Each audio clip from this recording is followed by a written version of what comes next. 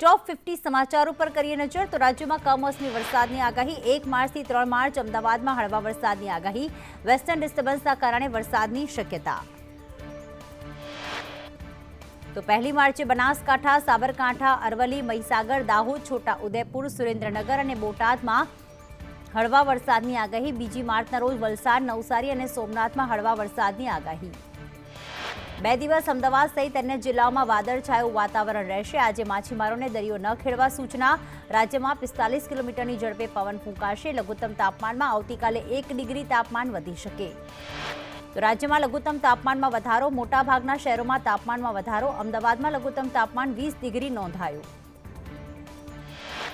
तो वडोदरा में 19.04 डिग्री, भावनगर में 19.02 डिग्री, भूज में 16 डिग्री, नलिया में 17 डिग्री पहुंच्यु तापमान। दाहोद में 18 डिग्री, वेरावळ में 19 डिग्री तापमान नोंधायु।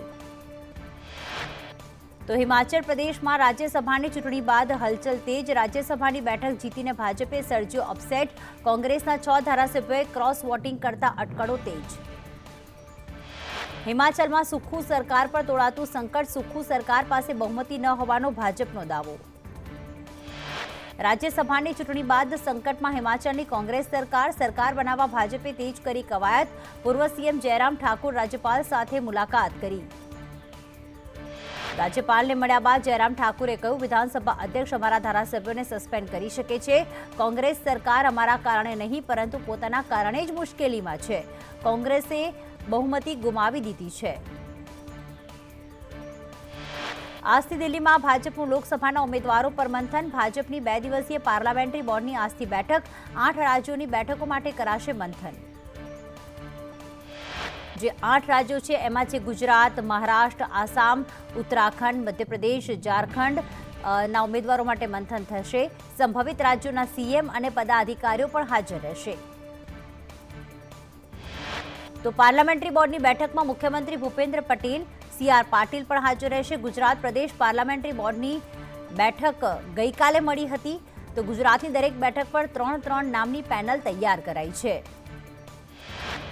2 દિવસની આ બેઠકમાં હવે દિલ્હીમાં વાગશે ઉમેદવાર પર મહોર। બેઠક બાદ 100 ઉમેદવારોની પહેલી યાદી થઈ શકે છે જાહેર। પહેલી યાદીમાં પીએમ મોદી અને અમિત શાહના નામ થઈ શકે છે જાહેર। પોરબંદર દરિયા કિનારેથી ગુજરાતના ઇતિહાસનો સૌથી મોટો ડ્રગ્સનો જથ્થો ઝડપાયો। દરિયા કિનારે જથ્થો ઉતરે તે પહેલા જ મોટી સફળતા। 3100 કિલો ડ્રગ્સનો જથ્થો જપ્ત। રાજકોટમાં આઈટી વિભાગના દરોડાનો બીજો દિવસ। ઓર્બિટ ગ્રુપ અને લાડાણી એસોસિએશનના ત્યાં દરોડા। 30 સ્થળે આવકવેરા વિભાગ દ્વારા સર્ચ કરાયું। સર્ચ દરમિયાન કરોડો રૂપિયાના વ્યવહારો મળી આવ્યા। જેમાં કોમ્પ્યુટર, હાર્ડ ડિસ્ક, લેપટોપ, દસ્તાવેજો કબજે કરાયા। દરોડામાં ખરીદ વેચાણના દસ્તાવેજો મળ્યા।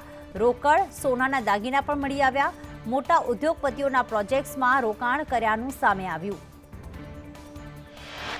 ગીર સોમનાથના તાલાલામાં કેરીના બગીચામાં સિંહ પરિવારના ધામા। સિંહણ પોતાના 4 બચ્ચા સાથે ખેતરમાં ધામા નાખ્યા છે। સિંહ પરિવારનો આરામ ફરમાવતો વિડીયો સામે આવ્યો। મોડાસા પાલિકાની બેદરકારીને લઈને એક્ટિવા ચાલક છોકરી ખાડામાં ખાબકી। આસપાસના લોકોએ છોકરી અને એક્ટિવા બહાર કાઢ્યું। બેદરકારીના કારણે વાહન ચાલકો અને રાહદારીઓને જોખમ। દ્વારકા જિલ્લાના કનોરડા ગામની પ્રાથમિક શાળાની બિલ્ડિંગ જર્જરિત। 115 વિદ્યાર્થીઓ જીવના જોખમે અભ્યાસ કરવા મજબૂર।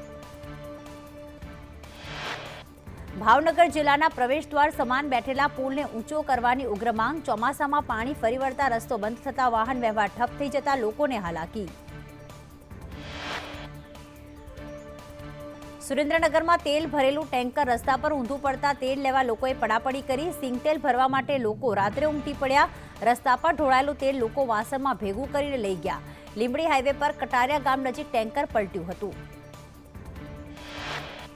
બોટાદના નિગાડા રેલવે સ્ટેશન પાસે માલગાડી પાટા પરથી ખડી પડી। પીપાવાવથી અમદાવાદ તરફ જતી હતી આ માલગાડી ખડી પડતા ટ્રેન વ્યવહાર ખોરવાયો। સુરતના કતારગામમાં 8 કરોડની લૂંટના મામલે લૂંટારાઓની ઇકો કાર ગ્રામ્ય વિસ્તારમાંથી મળી। કારમાંથી મળી આવી ખાલી બેગ। લૂંટારાઓ સીસીટીવી ન હોય તેવી જગ્યાએ કાર મૂકીને ફરાર। ઇન્કમ ટેક્સ ઓફિસરની ઓળખ આપીને તેઓ ફરાર થયા।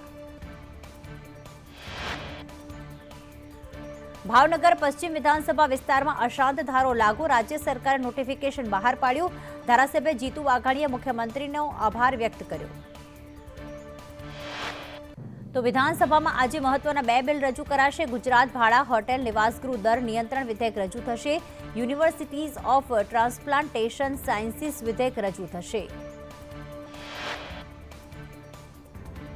ગૃહમાં ગરીબોને અપાતા મફત રાશનનો બિનસરકારી સંકલ્પ રજૂ થશે. વિકસિત ભારત સંકલ્પ યાત્રાનો બિનસરકારી સંકલ્પ રજૂ થશે. પ્રધાનમંત્રી વિશ્વકર્મા યોજના પર બિનસરકારી સંકલ્પ રજૂ થશે. બિનસરકારી સંકલ્પ પર ગૃહમાં 1 કલાક ચર્ચા થશે. ધારાસભ્ય અભયસિંહ તડવી, રમેશ ટીલાડા બિનસરકારી સંકલ્પ રજૂ કરશે.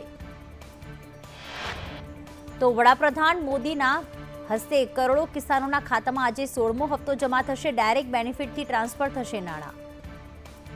બાબા રામદેવની પતંજલિને સુપ્રીમ કોર્ટની ફટકાર, કહ્યું ડાયાબિટીસ અસ્થમા દૂર કરવાના દાવા કેવી રીતે કર્યા. સુપ્રીમ કોર્ટની પતંજલિને કન્ટેન્ટની નોટિસ. વડાપ્રધાને કેરળમાં જનસભાને સંબોધિત કરતા કોંગ્રેસ અને સીપીઆઈ ગઠબંધન પર કર્યા પ્રહાર, કહ્યું આ લોકો કેરળમાં એકબીજાના દુશ્મન છે, પરંતુ અન્ય સ્થળોએ તેઓ એકબીજાના BFF છે.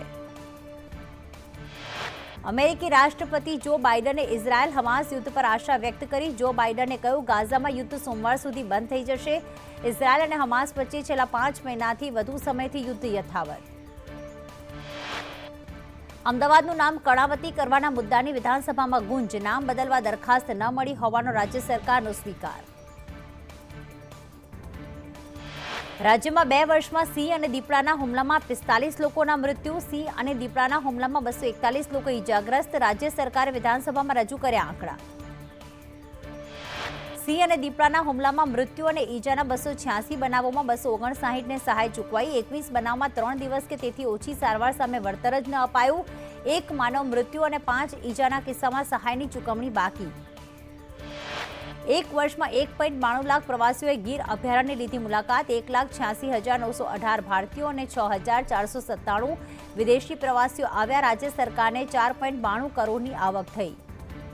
સાબરમતી નદીમાં પ્રદૂષણનો મુદ્દો ગૃહમાં ગુંજ્યો. મંત્રી મુકેશ પટેલે જવાબ આપતા કહ્યું કોંગ્રેસના શાસનમાં ગાંડા બાવળનું નદીમાં રાજ હતું. PM સાબરમતી નદીમાં પાણી લાવ્યા, રિવરફ્રન્ટ બનાવ્યું. તો સાબરમતી નદીના પ્રદૂષણ મુદ્દે AMCને પણ નોટિસ ઓફ ડાયરેક્શન આપવામાં આવી. 2022માં 7 અને 2023માં 5 એકમોને કારણદર્શક નોટિસ. સાબરમતીમાં પ્રદૂષણ મુદ્દે 2022માં 23 એકમોને અને 2023માં 9 એકમોને ક્લોઝર નોટિસ, જ્યારે 2022માં 12 એકમોને અને 2023માં 4ને ક્લોઝર નોટિસ આપવામાં આવી. કોંગ્રેસના ઉપનેતા શૈલેષ પરમારે ગૃહમાં ઉઠાવેલા પ્રશ્નમાં સરકારનો જવાબ. ગુજરાતમાં 7 નદીઓમાં પ્રદૂષણમાં ઘટાડો. સરકાર ગંદા પાણીને લઈને ચિંતિત છે. કોઈપણ ઉદ્યોગને છોડવામાં આવશે નહીં. છેલ્લા 2 વર્ષમાં રાજ્યમાં 382 લીવર ટ્રાન્સપ્લાન્ટ થયા. રાજ્યમાં લીવર ટ્રાન્સપ્લાન્ટ કરતી 9 હોસ્પિટલ. ધારાસભ્ય અરવિંદ રાણાના પ્રશ્નનો સરકારે જવાબ આપ્યો. અમદાવાદ સિવિલમાં ટ્રોમા સેન્ટર પર રોજેરોજ લાગતી દર્દીઓની લાંબી લાઇનનો મુદ્દો વિધાનસભામાં ગુંજ્યો. કોંગી ધારાસભ્ય અર્જુન મોઢવાડિયાએ ટ્રોમા સેન્ટરમાં બેડની સંખ્યા વધારવા માટે માંગણી કરી. તો આરોગ્ય મંત્રી ઋષિકેશ પટેલે મોઢવાડિયાની વાતનો સ્વીકાર કર્યો અને કહ્યું યોગ્ય વ્યવસ્થા કરાશે. બ્લેક સ્પોટ પર 25 ટ્રોમા સેન્ટર બનાવવાનું આયોજન. વધુમાં મોઢવાડિયાએ પોરબંદર મેડિકલ કોલેજનું અટકેલું કામ ચાલુ કરવા રજૂઆત કરી. રાજ્ય સરકાર ગૃહમાં ગુજરાત નશાબંધી સુધારા વિધેયક લાવશે. ગૃહ રાજ્યમંત્રી હર્ષ સંઘવી બિલ રજૂ કરશે. કેફી પદાર્થ, દારૂ, ગાંજો સાથે પકડાયેલ વાહનોની થશે હરાજી. તો ભાવનગરમાં તબીબની બેદરકારીથી પ્રસૂતાના મોતનો આક્ષેપ. મહિલાના પરિવારજનોના ડોક્ટર પર ગંભીર આક્ષેપ. ચિત્રા મેડિકલ સેન્ટરમાં ડોક્ટર પર આક્ષેપ કરવામાં આવ્યા. સાતલપુરમાં દીપડો દેખાયાનો સ્થાનિકોનો દાવો. સ્થાનિકોમાં અત્યારે ફફડાટ ફેલાયો છે. ક્રિકેટ રમતી વખતે પ્રોફેસરનું હાર્ટ એટેકથી મોત. માલીબા કોલેજના 30 વર્ષીય પ્રોફેસર ઋષભ શાહનું સારવાર મળે તે પહેલા જ નીપજ્યું મોત.